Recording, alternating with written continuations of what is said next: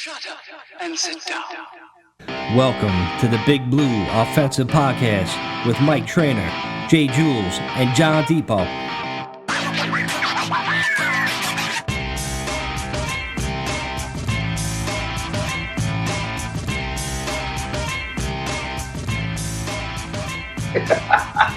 Hey, what's up, everybody? Welcome to the BBL NYG podcast. It's Mike. I'm sad. It's Jules. He's sad. Vinny's sad. The Giants are a mess. Guys, I'll just leave it with this about the Giants. I'm not really going to talk about it much. It's just like, I knew it was going to happen on Thanksgiving. I didn't realize, like, we lose Dexter Lawrence, our best defensive player. We lost our tight end that actually started coming on and playing, like, pretty good football. We lost him for the year. For like 3/4. Yeah, so we're like, so then it's like now it's on to the Saints, and like Kamara's probably just going to run right through that. I'm actually thinking about taking the Saints as my survivor pick because Don't do it. Golden I rule. know. Golden rule. I hate rooting against the Giants, but I'm telling you, the Giants team is just they're such a mess, man. I don't know what else is left in the season to like anything to root for or anything. I don't know what to do. Are we rooting for losses now? Is that what people are doing for the number one draft pick? Yay! Yeah, exactly. Number one draft pick. Yay! I don't know, guys. I mean, that's really all I got to say about him. I just can't wait to do the picks. To be honest with you. I mean, listen. You know what it is? What's going to be said moving forward is pretty much the discussion that's going to be fucking the rest of December, January, February, March, and into April until the fucking draft comes, right? Look, I mean, the only debates that are going to start to happen is because clearly we're going to end up with the top 3 pick. There's no question at this point. I just don't see it. Like, who are we fucking beating to not end up with a top 3 pick, right? And it's going to come down to the debate of fucking who do we want a quarterback, I guess, because, there's no way in hell that we're going to trade back. So just get that out of your fucking mind. That's just not going to happen. There's too much pressure. There's too much shit going on. So that ain't going to happen because there's plenty of guys that we could bring in currently at quarterback. Like Jameson Winston is a fucking free agent after this fucking year. Sam Darnold's a free agent after this year. I mean, I don't know if we want to bring them in as a quote unquote bridge quarterback, but probably got to anyway, right?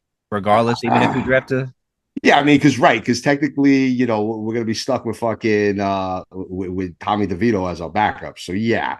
We're not going to roll with a rookie and fucking Tommy DeVito as our only 2 quarterbacks. I hope to God not. Yeah, man, let's want the number 1 pick in a couple of years for Arch Manning. Yo, I mean, for real, like that's what the tank is for, I guess. And then the next question and debate is going to be about Dable because someone's going to have to fall on the fucking sword for this. And then, of course, going down to Shane. And it's like, I don't know. I'm still not 100% sold on Shane, but I could see Dable taking the fall on this shit. And honestly, that's it. But this is going to be shit that we're going to discuss probably for the next fucking 4 months. So it's like, there's no reason to start beating this dead horse. It's driving me nuts because all this comparison to fucking Sanders and fucking, and Cam and all this bullshit. Who's number 1? Blah, blah, blah, blah, blah. I'm going to say this. I'm going to continue to say this for the next fucking 5 months until the fucking draft night. I do not want Shakur Sanders. I do not want him. I think he's a product of his dad. All right. He's only played for his dad since high school. Let me repeat that. He has only played for his daddy since his freshman year, 9th grade in high school.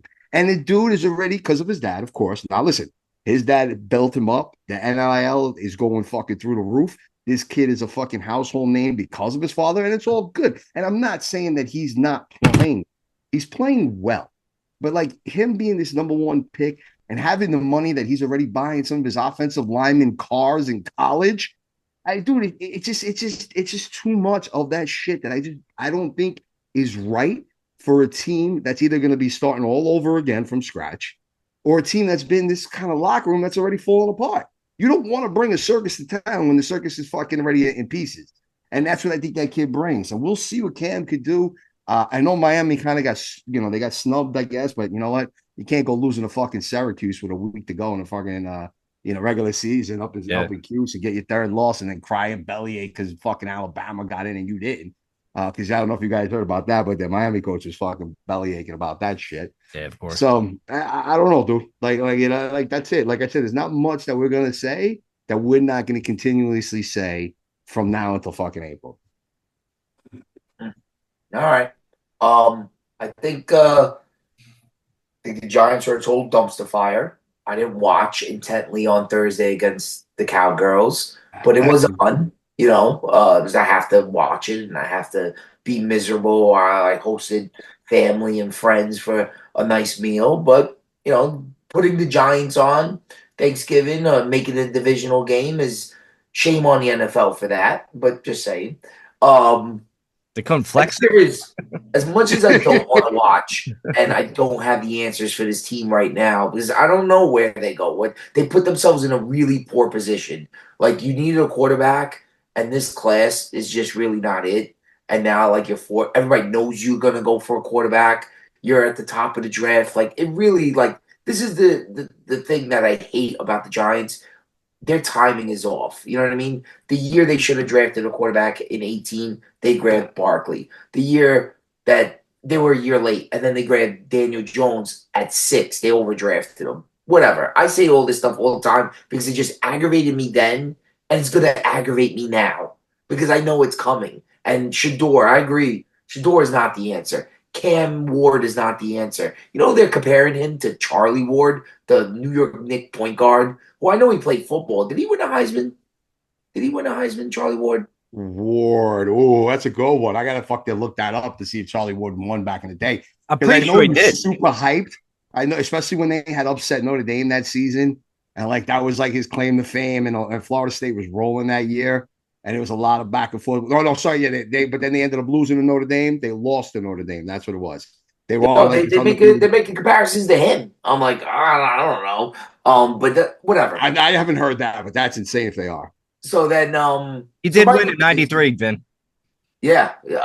So my thing is, I don't know, like what we're watching, what I'm watching the last like few weeks is Dable and Shane. What do they do? I don't think Mara at this juncture wants to fire them. I think he's No. in it for the long haul. I don't. He wants stability like his father had.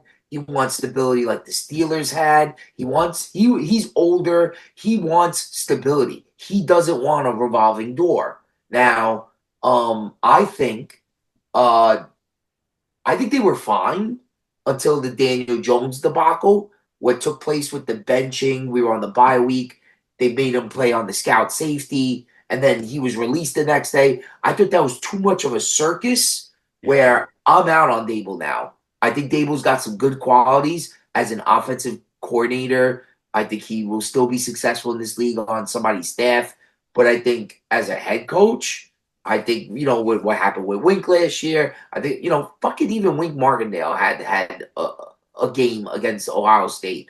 Um, Julian Love, Leonard Williams, every former Giant on this planet just went berserkle, just kind of like when it rains, it pours, let alone McKinney and Saquon and all that.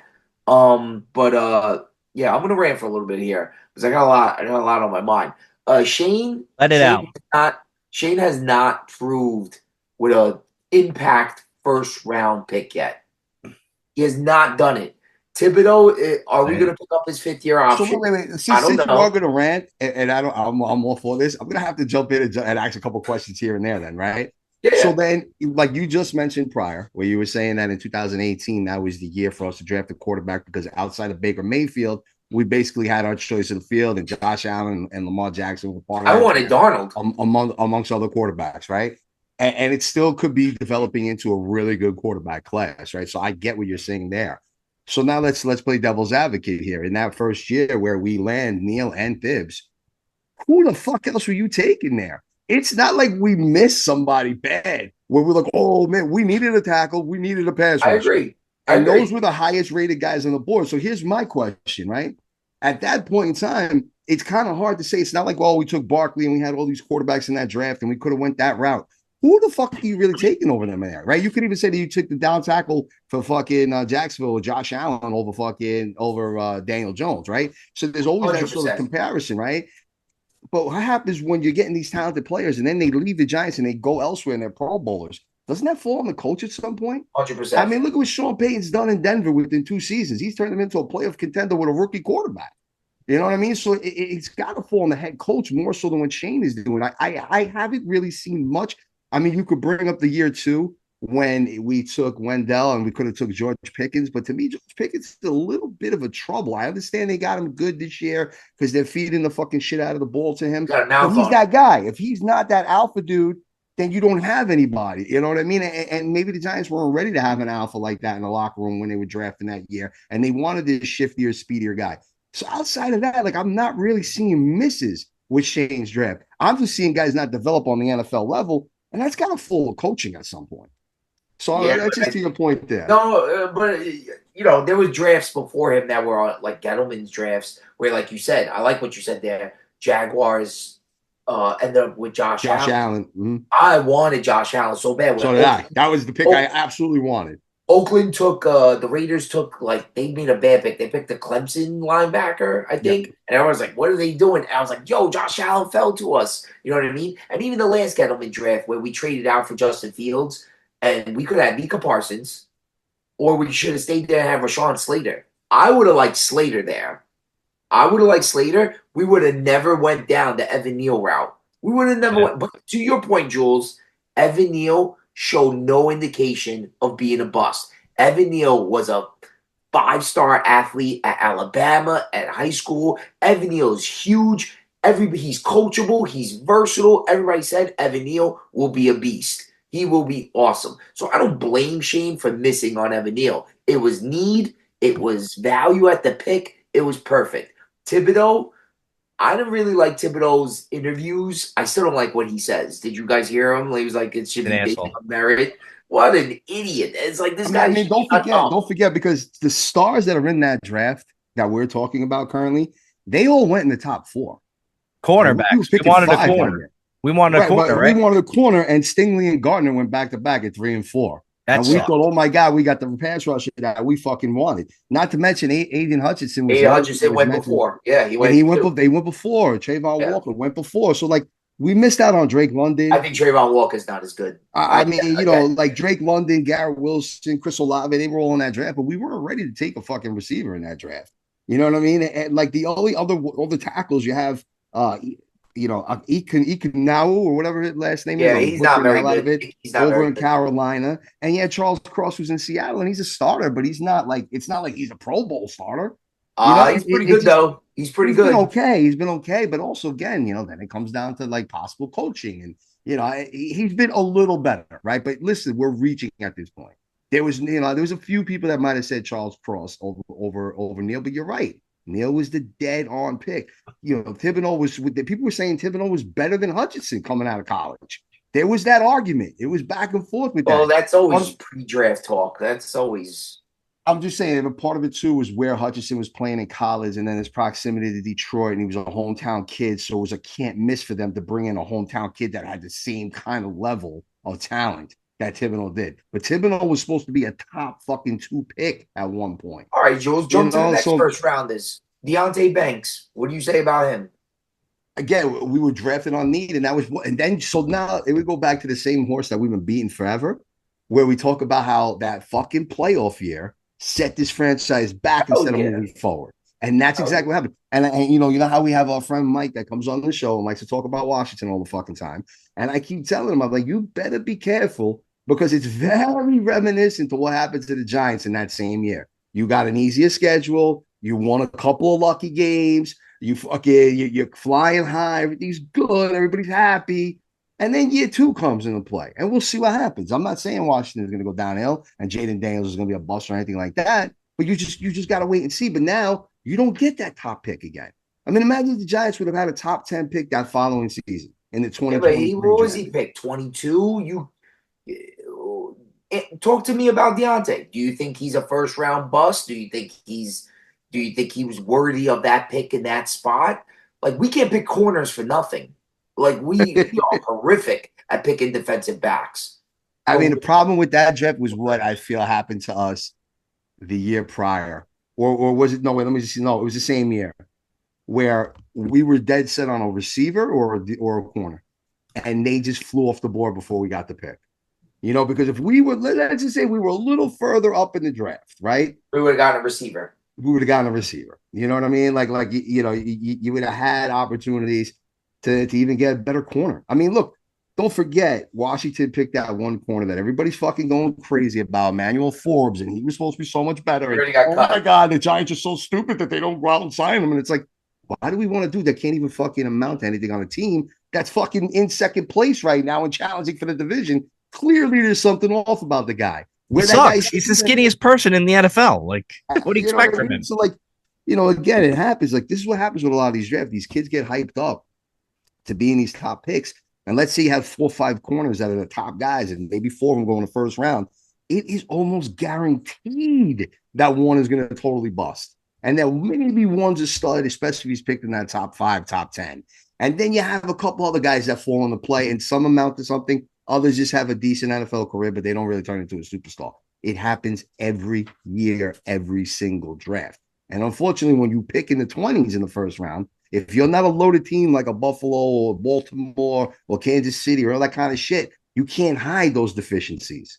That's what happens when you have a better team and a better defense. You can hide those deficiencies because you got a safety playing over the top that can fucking help out. You have these linebackers that can take away the curl.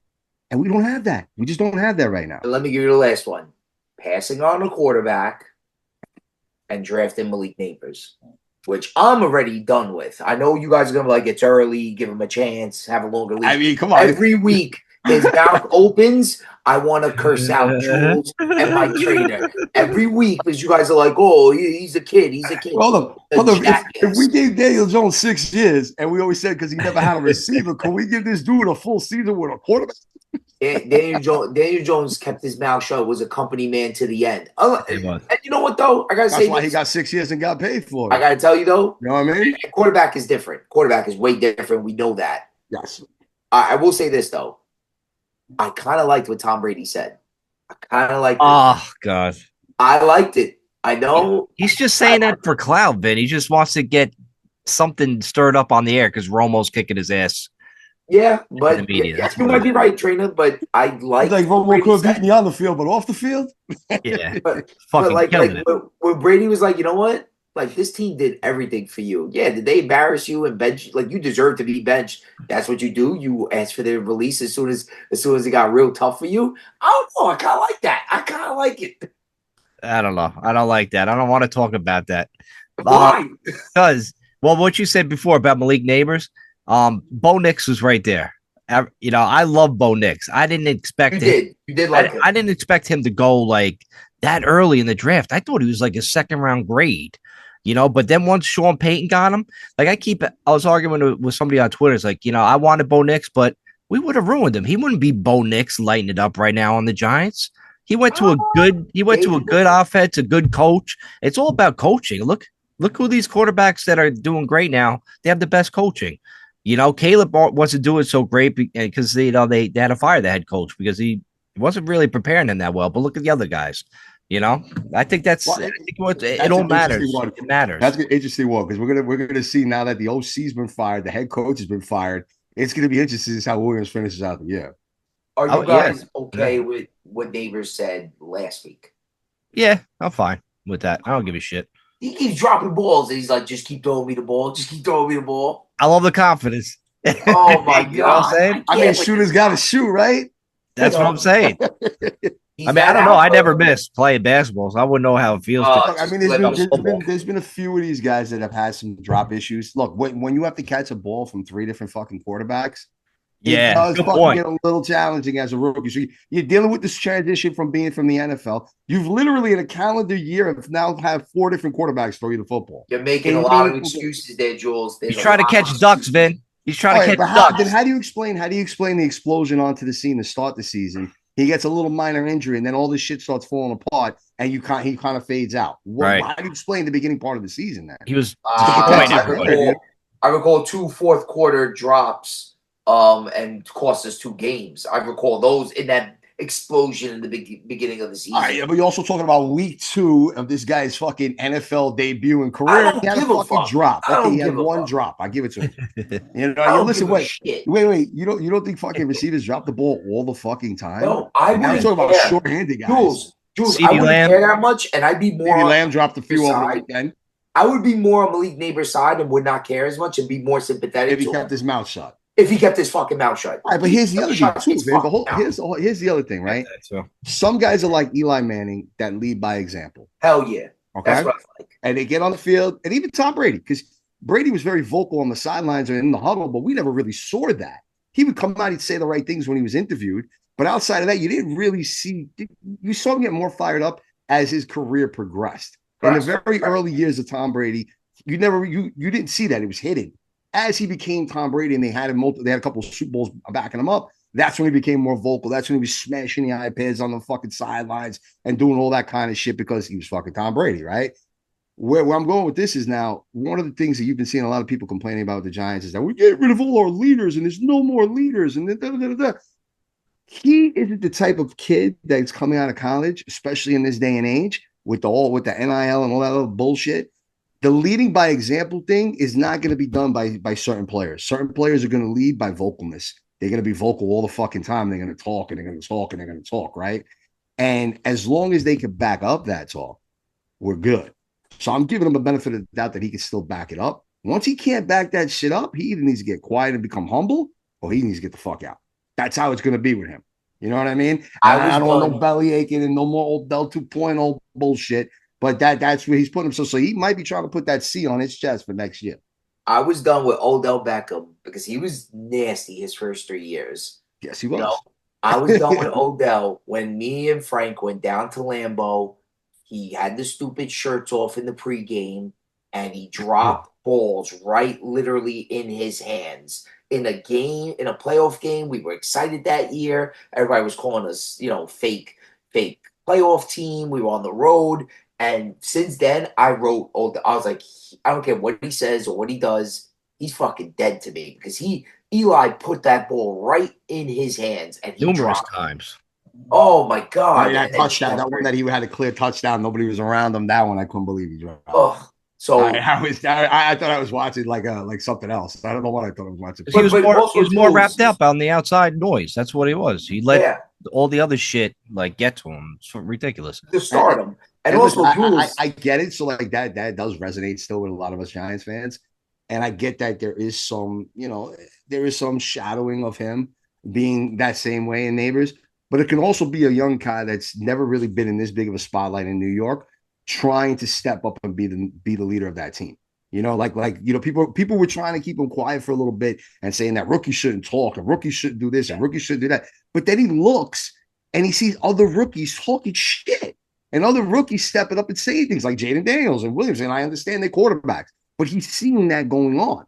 You know what I mean? So he wants to be part of that culture. He wants to start doing that shit too. Let me make a couple. There's no leader on this team right now. Let me make a couple there. He's hurt. A wide receiver, let alone a rookie, cannot be a leader. If you want a winning franchise, because they can't. They're too immature and too selfish to be a leader. Number one, your leader on offense got to be your quarterback. Nobody else. Yes, but there's going to be multiple C's now. I think they give away too much of that cap. I think they need one leader, one guy in the huddle. It's got to be the QB. Oh, so wait. Defense. Hold on. Let me make this point. On the defense, I like the vocal leaders. I've seen Strahan, Pierce, Antrell Roll was a wonderful leader on defense. He wasn't the best player. He was older when he came to us, but boy, would he get after it. Boy, was he in that huddle telling dudes what to do and use his experience. Antrell Roll was a heck. We don't win a Super Bowl without Antrell Roll's leadership. You could say the same about Antonio Pierce, right? Because he was okay when he was in Washington, but he just became that guy when he came to the Giants. So it happens. All I'm trying to say is someone's got to be a little vocal and someone's got to be a leader. See, you know what's funny is when Barkley was doing this shit, he was doing it a little differently. He wasn't doing it in the media, but he was that guy on the sideline telling linemen as a rookie how to block and all this type of shit. And then they showed that highlight where he told the guy to do a different kind of block, and all of a sudden he broke a touchdown against Washington, his rookie year. It happens, bro. This kid's just a little more vocal about it. Like I said, to me, he could talk all the shit he wants. If he turns it to being like the Muhammad Ali of fucking wide receivers and the way he talks shit, and he could just back that up, I'm okay with it. Because we don't have that. We said for years, Daniel Jones needs to get mad. Daniel Jones needs to be vocal. Sometimes you need someone that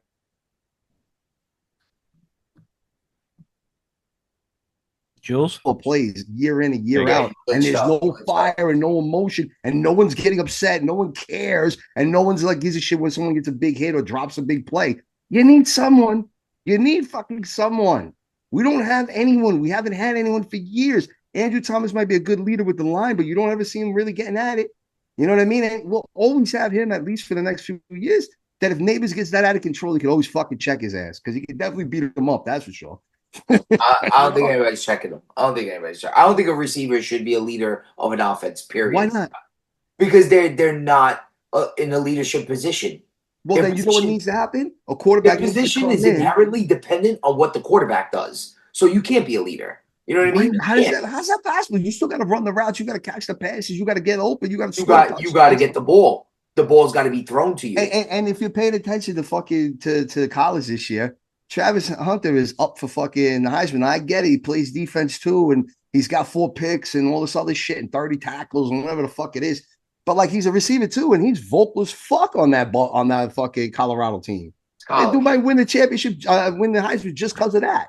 College. You know what I mean? Completely different.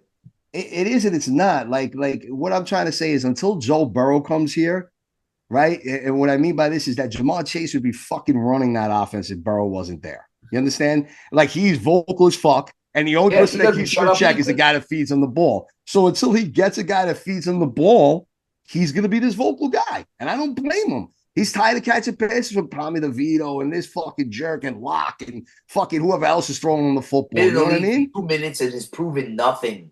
He's proven absolutely he's still with fucking backup quarterbacks and everything having the 6th best fucking receiving rookie. Take a look at the targets. There's a lot of targets there. Yeah, but that's the point is that like he's got 3 different quarterbacks he played with.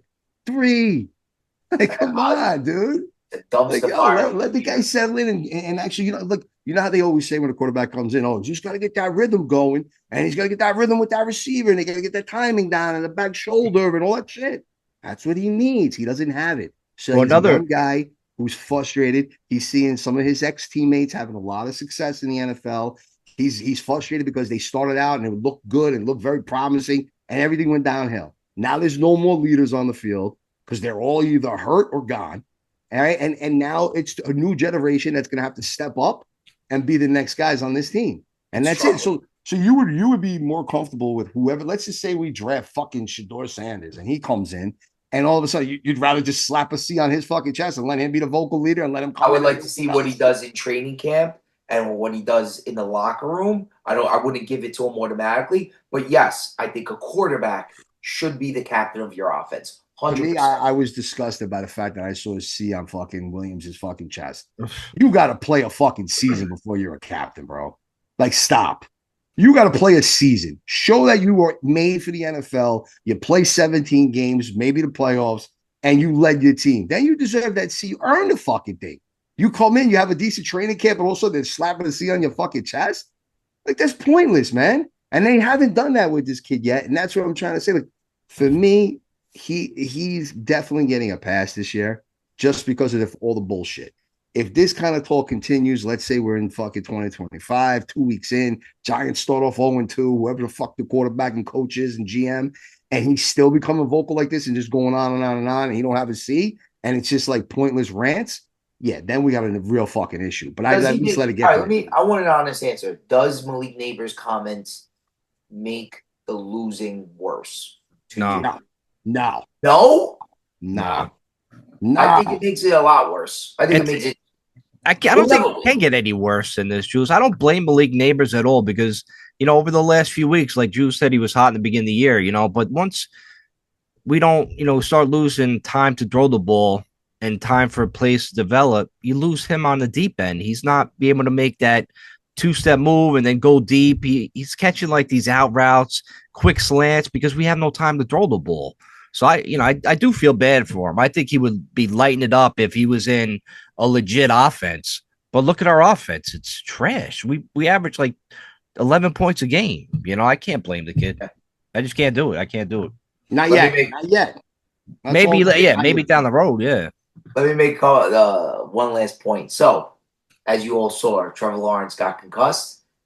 I don't know if you guys heard. He got shut down because he's doing shoulder surgery. He's on IR, yes. I want him even more. The price goes down, baby. The price goes down. I think Trevor Lawrence. but rumor has it that Gonna be a vegetable. Travis Hunter might end up on Jacksonville, and that's who they're really looking to target. Yo, Jacksonville is a Mickey Mouse club. Their owner, then nobody's ever going to win there. Trevor Lawrence, they ruined him. I think Trevor Lawrence could be good for the Giants. I really do. I think in my heart of hearts that this guy comes here, he will take New York by storm. He's 6'6", over 220 pounds. The guy's got a big arm. I know he hasn't played well. I think it's a Jacksonville systematic failure between Urban Meyer and Doug Peterson, who's getting canned. That team does not know what they're doing. We just said before, Trayvon Walker was drafted first before Aiden Hutchinson. What a travesty. Then you go and you got the owner who plays half the games in London. What an idiot. Then you have the son who runs the WWE, like wrestling. Yo, the team will never win. They're not built. They're going to be a joke for the rest of their lives. Go get yourself some draft picks. Go get yourself. And if I'm the Giants, as soon as I saw that hit, which I got to tell you, Trevor Lawrence deserved it. Like all these quarterbacks that are running free, I can't wait till Jalen Hurts gets cracked. And even though I like Josh Allen, he plays reckless. I can't wait till he gets cracked. I'm waiting for all these dudes. Yo, if you're in the pocket, that's one thing. They slide at the last second. What do they expect these defensive players to do? You know what I mean? I know he's got a pass. The guy punched out Rashawn Johnson and all, but blast these quarterbacks. Let them understand. Do not run out of that pocket because then it's open season on your ass. You know what I mean? So just real quick, how many games do we have left? 5? I think so. Give me Trevor Lawrence. Yeah. Fire up that phone call, Shane, and go get Trevor Lawrence. If Malik averages 5 catches over the next 5 games, that's not a lot, dude. Oh, we're back on not a lot. He'll have 100 reception season. Okay. Now, out of Romo Dunze, Marvin Harrison, and Brock Bowers, who I know Trainer was very big on coming into the draft, Brock Bowers is fucking leading the way in receptions, fucking receiving yards, and he's second in touchdowns only because Harrison does have 7 touchdowns. Second is Malik Neighbors. Romo Dunze's last, all right, and fucking Marvin Harrison's in third. Saul Brown. And they both missed time, all right? So like I say, man, to give up on this dude already when he's matching with his top peers, it would be ludicrous. Who said give up on him? We're not gonna give up. We're stuck with him. We're stuck with him. I'm saying it's a bad thing. Him out to 3-4 years. Where do you think this is going to end? Draft another receiver this coming season. We can get McMillan. Where do you guys see Malik Neighbors is going to end? We're gonna give him another contract, bro. If he gets 100 receptions in a rookie season, that's better than what fucking Odell did. Again, nobody's questioning his talent. I never questioned his talent. But listen, also, who's to say that we don't get the right coach in here that fucking doesn't put up with that shit? You're not going to fix this kid. You're not going to fix him. Yeah, all right. Did Neighbors hurt you, Ben? Say again? What did Neighbors do to you? Yeah, I know. Yo, Neighbors and the Jacksonville owners, bro. I think it's not personal. I think it's a bad pick. We got. And what does he do for the WWE? The Jacksonville owner. I think the son. I think he's like a writer or a producer or something like that. Okay. Oh, and one last pretty thing. much Triple H's show at this point. Then I saw something else. We have a problem with Mara, right? That's the one guy we can't fire. And you know what? I got to tell you guys, Mara wants to win. You know what I mean? Like he's been incompetent. He hasn't picked the right guys. Yeah, he does want to win though. It's like I see Trader's got the Knicks shirt on. Do you know what they ranked the number 1 sports owner in New York right now? It's Dolan.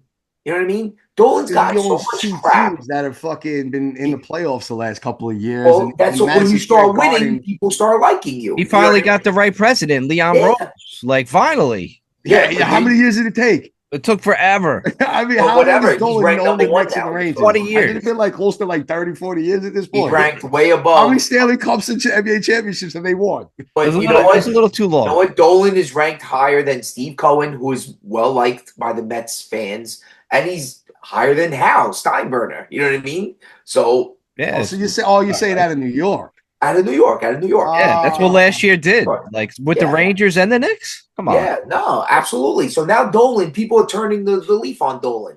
Yeah, we hated Steinbrenner. He's only on the Mets for 2 years, and he's working on a major project around Queens area to build up that whole fucking everybody US Open. Cohen was He's second. slightly distracted. He's still in the mix with Soto and shit like that. Yeah, Cohen was And second. we'll see what. We hated George How's these guys Steinbrenner work? for years. Listen, if Hal opens up the wallet this fucking year, the Yankees will be back. They'll probably win that shit. I think so. I think what Mara's got to do, and I saw a tweet. I don't know how true this is. The Ravens, the Rams, the Bears, and it was like one or two other teams. I don't recall. Maybe the Chargers.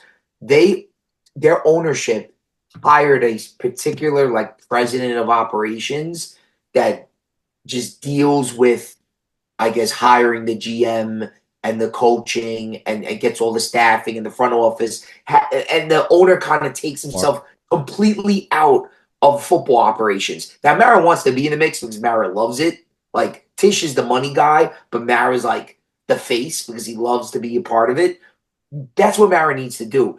But the first thing Mara needs to understand is he's got to get his family members, all the nepotism he's got going on. He's got to get all the nephews and the son-in-laws. He's got to get those guys. Give them a job as you want to hook up your family, but not when it comes to like scouting and talent. Give them some bullshit job. Give them some marketing or something. Give them something like that. You got to get rid of those guys.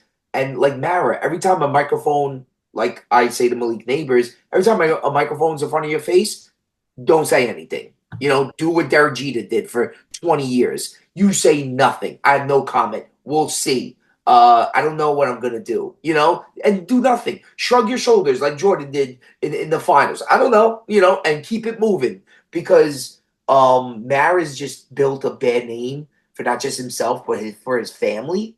And him throwing the chair and him on this stupid show talking about I'm going to lose sleep if Saquon ends up with Philly. Like, Mara's become a laughing stock now. And it's like, Mara, like you're built on a wonderful legacy, and the shit you've done between the stadium and like all this the stuff you're involved in the revolving door of the front office, it's not a good look for you. And he said it before, these guys are staying. I'm not going to fire them. He's going to fire them. You know what I mean? He's going to totally fire them. And they deserve to be fired. The results are horrific. So I say, go get yourself a president. You know what I mean?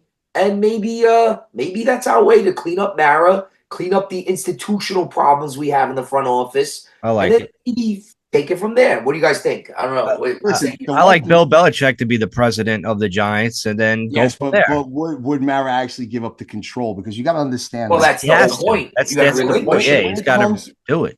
When it comes to the Mara family, can't fire him. They're okay, but they'll hand out Pepsis. We'll have Mara hand out Pepsis to everybody. But they're also medium size. Only mediums. Can't go bigger than that. But they're also NFL legacy people. Like, what I mean by this is there was 3 families that stand out the most that basically were in it from day one. Rooney. And Mara family was absolutely one of them. The Rooney family was another, and the Hunt family was the third. And those 3 families still own very impressive franchises that have multiple Super Bowls. So it's that legacy thing. His dad didn't have to step down and have a president of operations come in. Some of these older guys, they forget that times change. And you need to do something slightly different than what you did in the 80s and 90s. You know what I'm trying to say? Hunt did it. Fucking the Rooneys did it, right? Like, you know what I mean? So they've done those steps. So maybe some of that shit will rub off on him. And that's all we could fucking hope for because he hasn't done it to this point. Maybe he'll start to look around and see, holy shit. Mike Tomlin, what is it, 30 fucking seasons now? I'm exaggerating slightly, but not by much. Never had a losing record, right? The Hunts with fucking Kansas City and the fact that they keep winning every year and they're going to probably three-peat this season. You know what I'm trying to say? And then you got a little old Mara. He's got to get with the times. And hopefully he wakes up. And I can say the same with the Yankees and Hal Steinbrenner. He needs to act like a little bit like his dad and see that fucking what the Dodgers are doing. And the Dodgers are offering these $600 million fucking contracts like they're going out of town. Get with the times and step it up. And you'll win a fucking chip. And that's what I think we need to fucking do. All right, sell the team, Mara. All right, guys, enough of that. It's pick time now. All right, let's get at my favorite segment. Sell the team, Mara. All right, first game tomorrow night. Oh, tomorrow night's a good Amazon game in Detroit. It is actually. This is probably the best one of the year. This should be fun to watch. At least on paper. In Detroit, they're minus 3.5 against Green Bay. I actually like Green Bay with the points because Detroit, man, they let up their defense lets up a lot of yards, man. They really do. They're good in like the red zone against like shitty teams, but it's a good team in Green Bay. I think it comes down to the wire. I think it's a field goal game. And they're getting what, 3.5? Yeah, I think Green Bay So actually. we're banking on that half point, basically, is what you're telling me. They almost lost to the fucking Bears on Thanksgiving. I mean, me and Vin knew it. That was bullshit, dude. Like that was like divisional game. All back I ever saw in my life. That shit was just lame. It was like Detroit got bored, and then all of a sudden they were like, "Yo, did they just score a couple of touchdowns? Like, what? Oh shit, we got to play real quick. Like, yo, what happened? I was eating a turkey leg on the sideline." When I watched the guy not call a timeout, well, first off, that coach used their second timeout because he didn't think Caleb was going to get the playoff, and Caleb was pissed that he called the timeout when he did actually get the playoff right then. So they wasted their second timeout. Then I'm like, all right, well, now you have to call the timeout. And I blame Caleb too because he's just looking around, looking at the players, looking at the defense. I'm like, yo, motherfucker, snap the ball, get in field goal range. Instead, he just waits and just chucks it up deep, short of the end zone. So I'm like, to fire the coach over that, I get it. He needed to go, but yo, like, haven't you played Madden, Caleb? Like, what's the matter with you? All time out. Know why USC hasn't fucking won. Yeah, for real. Listen, I don't know, man. To me, Detroit's the number one team in the NFL right now. It's hard to It's hard to go against them at home. If this was in Green Bay, I might be feeling a little different. We always been saying on Thursday nights, you go with the home team, right? So for me personally, I'm sticking Detroit. You guys can go whichever way you want. I gotta tell you, you both make really good points. But I think I'm gonna go with Trainer here. I think they're gonna be close. It's a divisional game. I do think that Detroit defense is not as good as people think. I don't think Detroit is winning the Super Bowl. They may win the NFC. You also know the Jets were. Got him. What were your picks? I always talk about my picks. I said Houston and Detroit. Yeah, how's Houston doing? 8-5, man. It's still leading this out. They're gonna do great. They're gonna do absolutely great. I said the Giants. And you said the Giants, but yet you guys talk about my picks. I think Green Bay will keep this close. They might even win. Somebody's got to snap that win streak, right? Right. Win out the rest of the year. Detroit sucks losing Aiden, and then I think they lost like a couple linebackers too, so they're beat up on defense. So yeah, it should be a really fun game. They're gonna have to lose. It's the NFL. I'll tell you, I would bet the over. I would like to bet the over in that game. Going back and forth, right? I know. But your point about them being home is the best point. Like Thursday night home. We've been saying that all year, man. It is a great point. Detroit, Dallas, and then what was the night game on fucking Thanksgiving?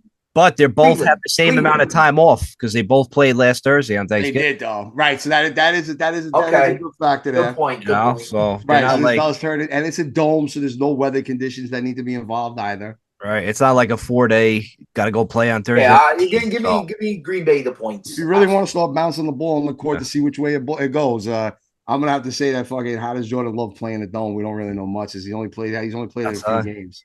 So we'll see.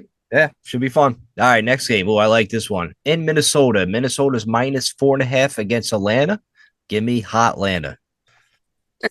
Kirk Cousins threw like 10 picks the other day. I don't think he's going to throw another 10. So give me Atlanta. I think they keep it close.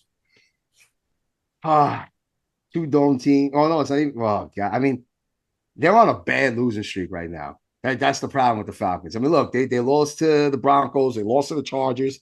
I get it. You know what? I think the Vikings pull it out. I just don't like the spread. That's the thing that's worrying me a little bit about this one. Yeah. I can see Atlanta keeping it tight. I'm getting 4.5. Like, it's tough because, like I said, I can see them keeping it tight. Minnesota's got to keep pace with Detroit. Detroit wins on Thursday. There's still a game behind them if they beat Atlanta, who's 6-6. Like, Minnesota's got a lot more to lose in this game. I think Minnesota wins. I just don't know if they cover. That's my only concern. I agree. I think Atlanta will win. They win outright. Yeah. I think Minnesota is not winning their division. I think Detroit is going to just run away with it. I think Atlanta is the one that's in desperation mode. What are they on, a 3-game losing streak right now? 3-game losing streak. I think Atlanta needs, if they want to keep pace with Tampa, what's the difference in their records right now? 6-6, 6-6. Yeah, so I think it's much more much more important game for Atlanta to win. I think Atlanta is going to come out like gangbusters. I really think Cousins really needs to answer to his detractors right now. He's always been this roller coaster quarterback. You get great with him, you get bad, then you get ugly, and then you'll get great again. I think look for I have Kirk Cousins on one of my teams. I might even start him. I just think that Minnesota defense can't. Raheem Morris. That's all I gotta say to you. Yeah, but I All wouldn't right, be listen, they surprised. can easily be 5-7. All right, Dude, Cousins got it in him to throw 5 touchdowns, 400 yards. He's done it. He did it this year. He's got it in him. He's got it in him. Darnold's had some games where he's thrown for touchdowns too. I don't know. Listen, if they want to keep pace with the Eagles, they want to keep pace with with their own division leader in Detroit. Look, if you guys are thinking that Detroit might lose to Green Bay, you don't think Minnesota's gonna be fired the fuck up to have a shot at being tied in that division? And you don't think Atlanta's lose a whole game though? to a 6-6 Atlanta? You don't think I think a lot has to really depend on what happens on Thursday night. Didn't everybody pick Atlanta to win that division in the beginning of the season? No, it was a mix. People were on Tampa too. I don't know. They'd have Tampa up there with Baker and the way that they finished the season. And don't forget, they smacked the Eagles. They came out, beat the Eagles again early in the year. Yo, they spent $100 million on Cousins coming off the Achilles. I know, but I was like, the hype was real. The hype was real. The hype was real. Because Atlanta was a good team last year. They had Riddler or some shit as quarterback for a time, and he was playing okay. They just needed a quarterback, so everybody just assumed they'd be like. Everybody was hyped on them. But the Bucs were getting a lot of love too, though. Don't forget the Bucs did come out. They got that division. They went out and they beat Philly. And don't forget they gave Detroit a run for their money in that fucking divisional game. Baker signed that contract. Baker signed a big contract. Everybody was healthy. Godwin was coming in healthy. Mike Evans was coming in healthy. The Rashid White was back. Bucky Irvin was drafted. I mean, they were pretty hyped up themselves. I had Atlanta winning the division.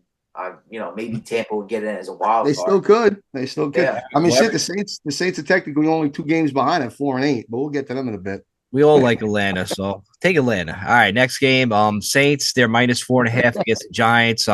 Saints. I mean, I can't. I don't expect the Giants to keep any game close the rest of the year, right?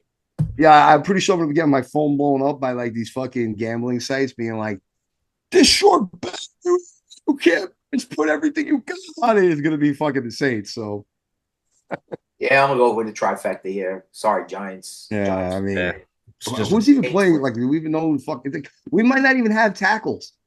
Evan Neal and fucking and Illuminor and all these guys didn't even practice today. I don't even know who the fuck's even playing tackle. In football, I'm pretty sure you need tackles to help like block. Yeah, I know we signed like a tight end like 2 weeks ago, so like maybe we just put him at tackle. I don't even know. It's a mess. All right, let's just move on. All right, next game. We gotta hope Jacksonville wins this. In Tennessee.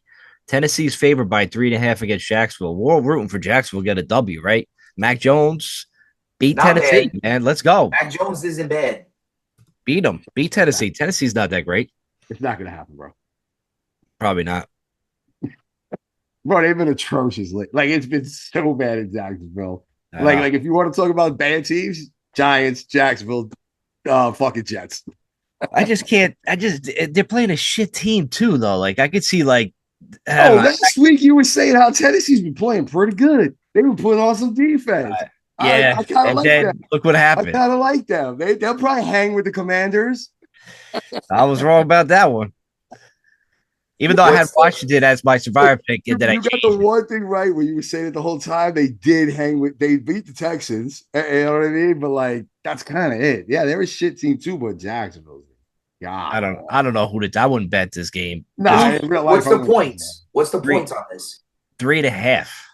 You know what? Like Jacksonville's got a very easy schedule down the stretch, and there is some talent. They are really, really bad and dysfunctional. I could see them stealing at least one more game down the stretch. Maybe this is it. Maybe it's against Tennessee. It's nothing. Yeah, they've been a little bit of a. No, they got your JETS next week. Yeah, I don't know. And guys, just to keep in mind, they have Jacksonville. This is the first game against Tennessee this year. They play Tennessee at home in a couple of weeks, so I don't know if I would be that quick to just jump ahead and say that they fucking Tennessee blows this game at home. You know what I mean? Like they'll have a rematch in Jacksonville later this season. Will Levis just sometimes he does some dumb shit. He just throws He's it. an idiot. Yeah, he is definitely a know? fucking honor off guy, Idiot. bro. Yeah, He's honor. He is off. that's why we don't bet the game. We're just giving That's why, yeah. advice. The real advice is stay away. Stay the fuck away. All right, moving on. Ooh, in Tampa. Tampa's -7.5 against Vegas. Dude, I like Tampa to win, but I don't know. I don't think they blow out Vegas. With O'Connell, Vegas looked okay.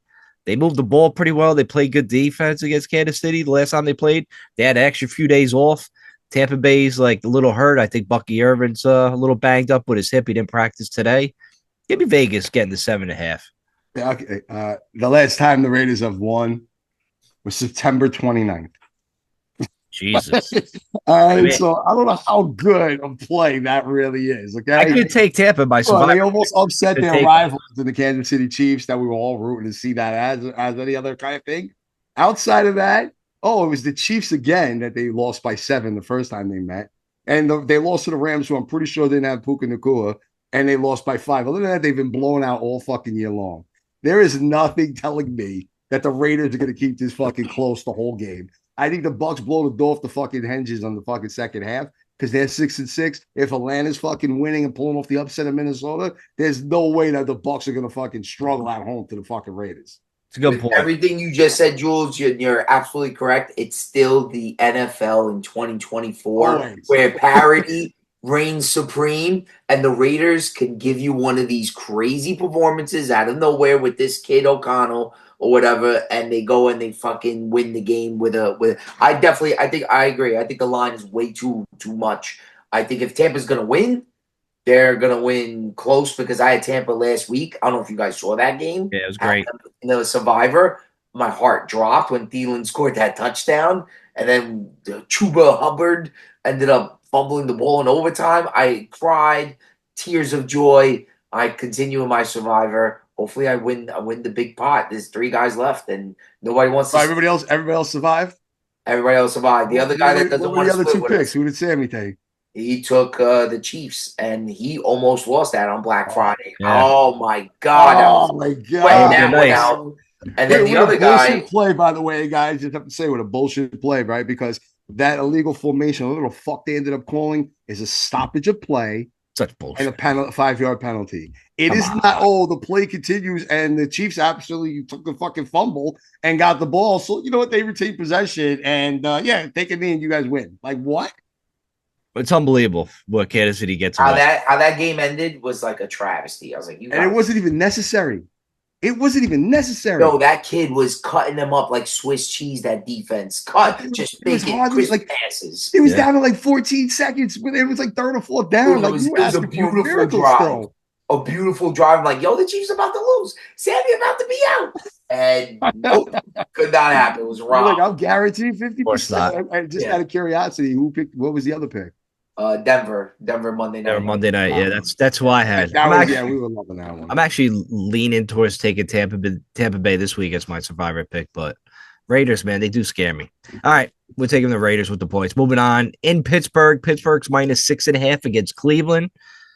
Actually, I actually like Pittsburgh to just kind of blow them out this time. Me too. This might be my pick. Might be. Look. It's a rematch. I don't think there's going to be any snow. Like, I cannot see this. No way Pittsburgh fucking loses to them twice this year. There's no fucking shot. Right.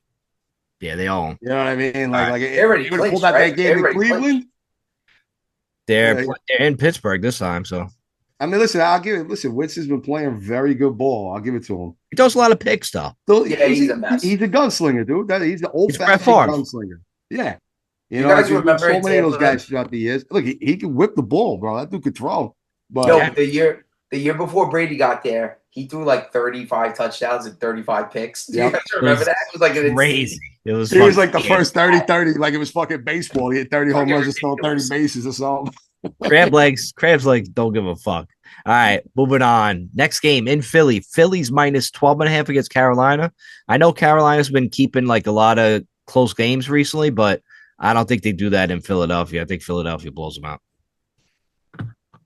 This is one where like they have been playing a lot better. But yeah, I mean, Philly can't fuck around, bro. They got to take this one down. It would be really hard miss to not bet on this. But I'll be honest with you, with that spread, I'm not betting it in real life. But in these terms and picking, you got to go Philly. Yeah. Again, this is a possible survivor pick here because I still have Philly. Oh yeah. Dude, you failed to mention that one. All I'm doing though, I'm going down the picks. All I'm doing though is picking against Carolina here, and Carolina is getting better week to week. And I gotta tell you, so good that Bryce Young might have bought himself some time, another season with Carolina. You know what I mean? Playing good. There's no more trade talk anymore about Bryce Young. They're gonna probably hold on to him and see what they could do with him. I don't know. I think Philly's getting AJ Brown and Devontae Smith back healthy. Hopefully, we don't see as much Saquon anymore. Oh, I can't wait till the guys are so good. He's a legend. He's the greatest running back ever. He's an MVP. Yeah. Oh my God, Saquon Barkley's the greatest running back. No, I can't wait till somebody cracks Saquon Barkley, breaks that dude's leg, and then I'll be like, then I have a smile on my face, like I told you, motherfuckers, running back, don't invest in this fuck. That's what I can't wait for. Take that Penn State hat off. MVP. Oh hell no. Why didn't say that? Why are you putting the bad mojo on us, man? Let's go, Philly. Oh, I can't believe I just said that. All right, moving on. In Miami now. Miami's -6.5 against the Jets. Dude, Miami, I don't know. Didn't they have like a thing come out calling Coach soft because he was like freezing and he was hanging out by the heater in the locker room? There's a big story like Miami's locker room was shot. And Mike McDonald was like shivering and shit. So I don't know. Give me like rivalry game. Give me the Jets, man. I think they go down to Miami and play okay. Whoa, look at you. I think they Miami, do. Huh? I don't trust Miami. All right. Well, I don't trust the Jets. I don't trust the Jets. They are fucking horribly falling apart. Like that team was supposed to win it. They did everything right. They were doing this shit. Miami still hasn't been eliminated technically. Correct. They're at home. All right. And the Jets are coming down. Like, bro, they have to win this game, okay? And you know what? Right, every time that fucking nerdy ass McDaniels fucking gets called out, he comes and steps up to the plate usually. All right, it's been a couple of times people doubt him. You see all those memes that go on that he was just like computer geek, and then all of a sudden he was a fucking cocaine smuggler in fucking Miami, right? Fucking 4 years later, like that's just like the persona he portrays on the sideline at this point, right? Oh, fucking nerd. I think he steps up because if not. We're talking about firing his ass. Like, you know what I'm saying? Like, this dude's now coaching for his job and then come to Wolverine fucking Jets. Bro, do not lose to fucking Aaron Rodgers and the Jets at home, bro. Just don't do that to yourself. I think Miami, I kind of sympathize with their fans because we really actually don't. Because I don't care about anybody else's fans, so fuck that. No, but they're a different team. They're a viable contender to win every game when they have Tua there. When Tua's not there, they have no shot. It's like such a big difference. And with Tua being there and the Jets are a dumpster fire, Aaron Rodgers is coming out with a Netflix show. I don't know if you guys have seen. The guy just looks old. He looks old on the field. I heard that already. I saw the preview. He was getting massages and he turned like no Deshaun Watson. Yo, the guy, Aaron Rodgers, oh my God, he's so into himself and everything but football. And it's like, dude, what are the Jets going to do with his ass next year? It's going to be crazy. He's a free agent. Yeah. Oh, he is? I thought there was dead money or something like that. No, isn't there dead money? There might be dead money because they did defer part of his contract. Yeah, he moved it back. Owe him some money, but they just owe him money. He's not contracted to play for Do you guys think he continues to play and goes to another team?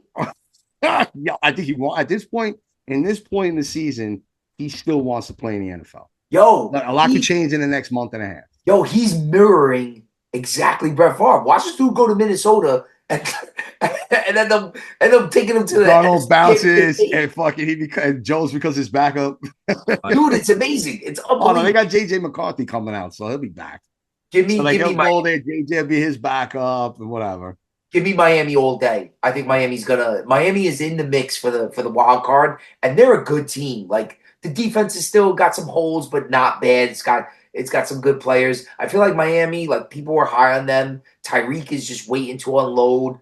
Waddle's waiting to unload. He had a pretty good game a couple weeks ago. Last week was solid. 2 weeks. Like, I feel like this a Shane kid, nobody's talking about him. What a great year he's had. He's had a solid year, you know? And let me just say, Tyreek Hill definitely unloaded a lot the past like couple years. He has like fucking 12, 13 kids. So just so everybody knows out there, it's a little ridiculous. He unloads all the time. Yeah, like a little too much. Give me Miami all day here. Dolphins at home. All right, Dolphins time. All right, moving on. Arizona in Arizona. Oh, this is a payback game. Arizona's -2.5 against Seattle. I actually like Seattle beating Arizona. I like them beating them twice this year. Hell yeah. I don't. I think this is the one. I mean, listen, the Cardinals have lost 2 straight. They just lost to the Seahawks 2 weeks ago. It was just 2 weeks ago. They lost to Minnesota by a point. Like, they're playing good ball. It's a rematch. It's heated. That division is wide the fuck open. Basically, if they could beat fucking the Seattle, they're back in the mix to win the division. That's how fucking crazy it is this year. I got to go with the home team here. 2.5, too. I could win by a field goal. Give me a 27-24 final. Done. All right, here's the pros and the cons. I think Arizona's had the lines against Arizona have all been like this, like 2.5, 1.5. It's been like the super close lines with them because nobody, even Vegas can't even figure them out. But I'll tell you this, Arizona is not a good football team. Jules, you said that earlier in the year. I say it every time. I know. Kyler Midget Murray's overrated. I know. but I will say this, though. Arizona does have a joke of a schedule. They're one of those Washington Commander teams that is like, they're at the top of that division because they play nobody.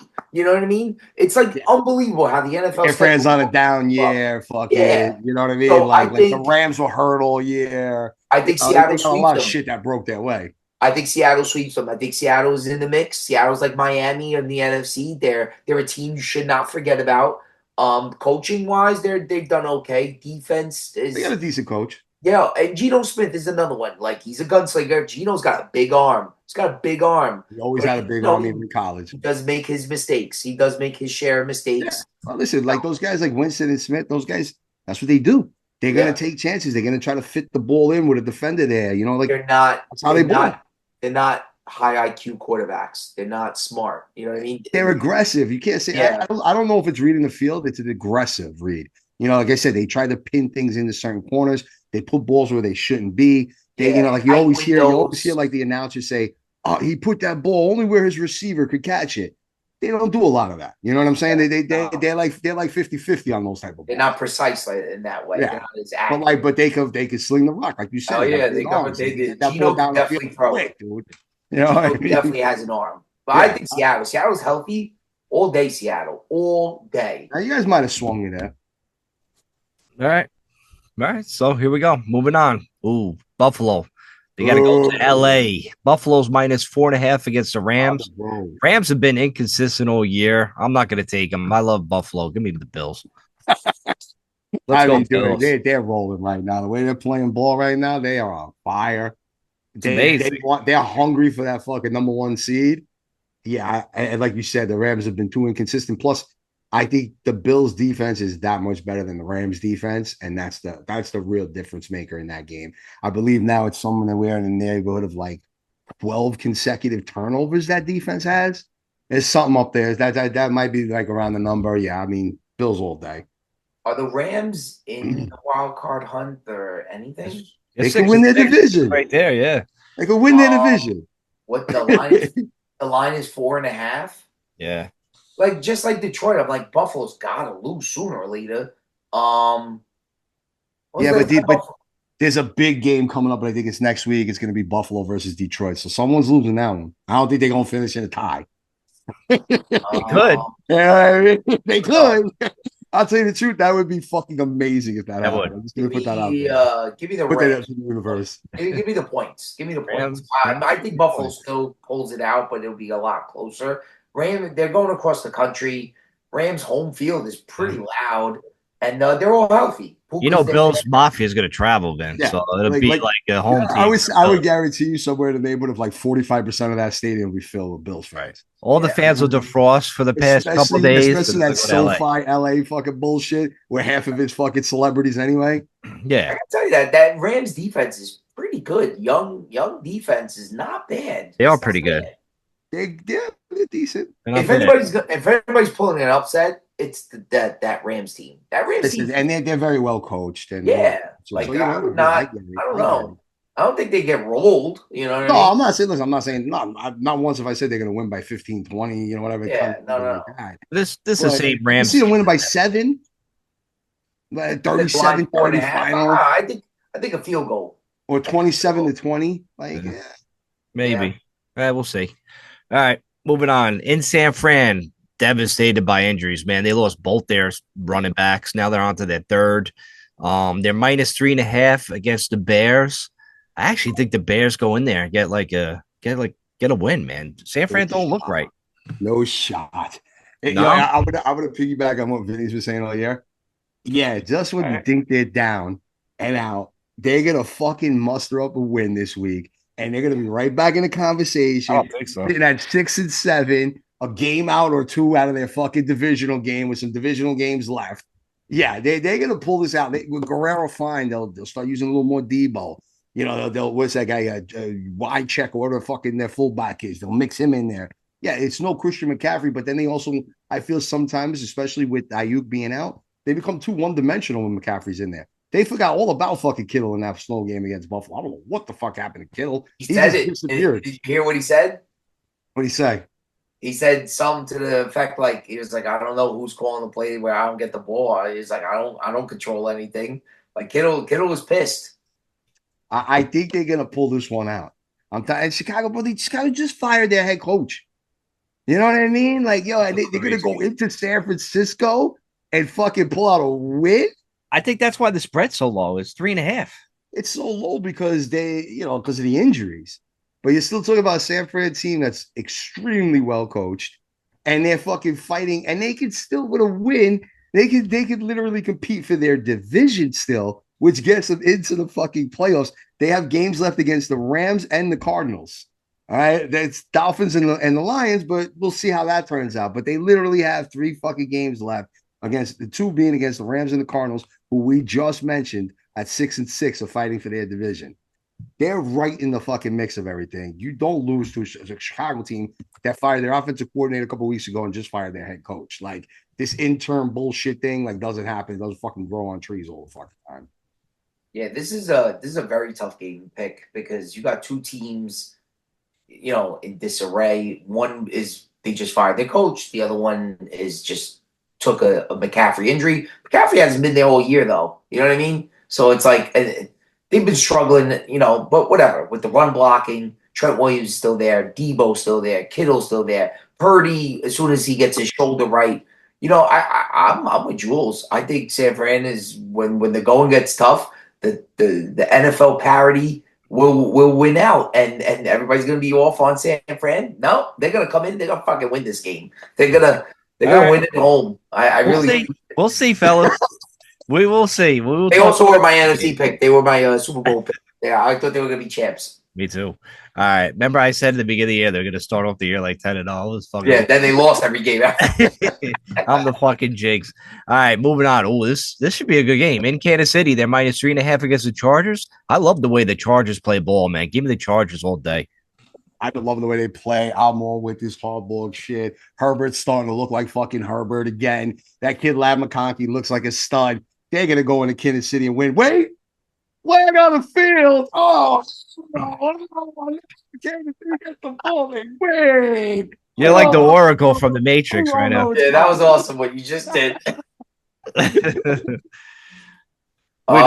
So your pick is Kansas City. Oh, hell yeah, bro. I'm telling you how it's going to happen. I like the Chargers a lot, but they showed a little bit of immaturity with the elite when they lost to Baltimore a couple weeks ago. But I'm like, Harbaugh's there, and although I personally can't stand him, he is a good coach. I think they're missing like a bona fide. Lad McConkey's good, but I feel like they need to go draft a receiver. Like first round this year, go get it. Go get yourself a real number one. You know what I mean? Or another running back. They'll definitely go offensive player. Right, 100%. But I agree. I think the Chargers hand the Chiefs their second loss. I think it's Chiefs are not going to finish one loss. They cannot get through the year the way they've been getting through the year, week in, week out. They're going to get handed at least one more loss. It'd be interesting if they end up with the number 1 seed and Buffalo on their tails the way they are. But yeah, I think the Chargers, they're a divisional opponent. And did they play already this year, or this is their first meeting? They played already this year. But what was the score? What happened? It was way early in the year. It was back in September, 17-10 final. Yes, even that, way early in the year and new coach and all that, and that was still close. I think the Chargers get them here. I think Chargers get them. They still have games left against fucking Broncos and Steelers and a couple other teams, so we'll see. All right, moving on to the Monday night game. Cincinnati's -5.5 going into Dallas. I've been going back and forth on this one, thinking about it. So I was thinking about taking Cincy as my survivor pick, but Dallas has been playing. They've been winning like the past couple. Maybe they do go on a nice, like a little win streak. Does Cincy have anything to play for now? They're 4-8, or they're done, right? Technically, I think they're still not officially eliminated. They're done though. But yeah, I think mathematically they still are alive. They'd have to win out, and a couple people have to lose, Miami included. So probably Dallas with the points, right? I mean, dude, Dallas broke their streak. They won at home. Of course, they beat the fucking shitty-ass Giants. But you're going to give me almost a touchdown at home? They're not playing that bad. It's not like it's fucking, Detroit coming in here. It's the fucking Bengals. Like, fuck that. No, I'll take the points all day. I think you two are out of your minds. I think Cincinnati's going to win 200 than the Cowgirls. Cincinnati, their defense sucks, but their offense is putting up crazy amount of points. They held us to 10 points. Yeah, that's more saying about us than about them. But sorry, 7, correction. Yo, give me the Bengals all day. I think you should consider them for your survivor. I think that I don't like that it's a Monday night, but you gotta wait. Monday night in Dallas under the lights. Yeah, that team going against a 5-17 team. Dallas can still backdoor into the playoffs with Cooper Rush. You're scared of Dallas with curtains. They spent $1 billion and they don't even have curtains on that place. Get out of here. Guys, Eli signed the wall on his first win there, the first game. I know. That's Eli's palace. But it's just the fact Cincinnati just disappointed me all year. And they did not, because I had a survivor pick. I took them early in the year and they fucking killed me. So I don't know if I want to do it again and risk it. I think I'm looking more towards Tampa Bay. Tampa plays the Raiders, right? Yeah. See, I would feel more comfortable. Well, you got the Eagles at home against Carolina, dude. I'm probably going that. I know that's the highest spread on the board. I mean, I wish that's a hard one not to take. You guys don't like Pittsburgh against Cleveland at home? I can't take them. I mean, that's the other one. I like that. I like that a lot. That. Yeah. But all right, but real talk though, you won't be able to use the Eagles again until either week 17 against the Cowboys, where they're at home again, or you then got to even wait if it even goes to the last week of the season and when they play the Giants. Here's the thing, Jules. After this week, we have to make... You got to take 2 teams, right? Yeah, we got to do 2 teams. That's how Merch does it. So, I mean, because after this, the Steelers have the Eagles, the Ravens, the Chiefs, and then the Bengals the last time. So, I mean, there's a thing to say, when the fuck are you going to use the Steelers again, right? Yeah. That's a tough one. No, but you know what? Like, if this prick would just split, just fucking split. I don't want to do this. Well, they're people that are out there that are a little bit greedy. They're usually the ones that lose. So hopefully, maybe that does happen to them. But we got to wrap it up. Well, listen, this is it. I wanted to leave with this because, look, man, everybody's talking about the number 1 pick and what quarterback and what players, who's going to win the Heisman and all this kind of goodness. And you know what? This was finally a fucking college weekend where I was fucking happy as shit. I couldn't believe how much of a Michigan Wolverine fan I was at 12 o'clock on Saturday when they were still hanging in the game at fucking 3:30. I was like, this is fucking amazing. They're going to pull off the upset, and it's going to open the door for Penn State to go in and beat the smack out on fucking Maryland. And now they're playing for the Big Ten championship on Saturday, baby. We are Penn State. Let's go Saturday, college football. That's all I got to root for because the Giants suck. But we'll be back next week. Peace. Later. Go Giants. I don't know.